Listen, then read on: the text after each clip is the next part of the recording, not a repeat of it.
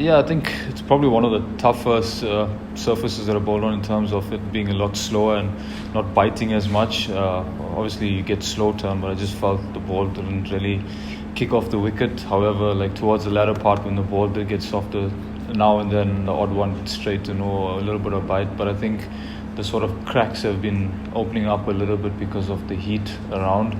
So there is a little bit of assistance coming through now, opposed to when we first started over, probably say the day and a half.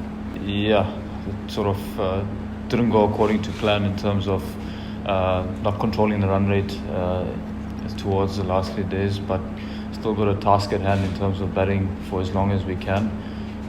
But yeah, one ball at a time. I suppose the toss does play a part because you want the best possible conditions to bowl for the spinners. But having said that, I think we could have been a little bit better at times when we did bowl. But yeah, I suppose the toss does play sort of a large factor in terms of the outcome of the game. But like I said, we still got a task at hand to try bat as long as we can and, come close to the target if possible. I wouldn't say they bowl poorly, they bowl really well. Mayank and Ravi played really well. I mean, I personally judge if someone comes down the wicket and hits you, it's not a bad ball. If you're getting hit from the crease or getting cut, then it's a different story.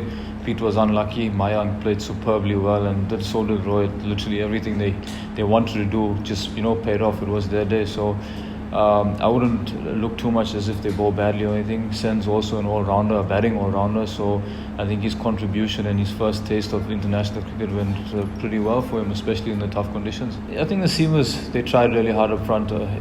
Speaking to Vernon this morning, it's like there's a small pot of gold, especially with the wicket being so slow. And this morning I know Rohit I think it was Mayank got a nick and it fell short of Faf with the second new ball. So it's part and parcel of luck also not going away. Also with the spinners, I think the wicket didn't really assist us as we thought it would do as the game went on. It actually held together quite nicely and not much deterioration. But I think it's a learning curve for us as well.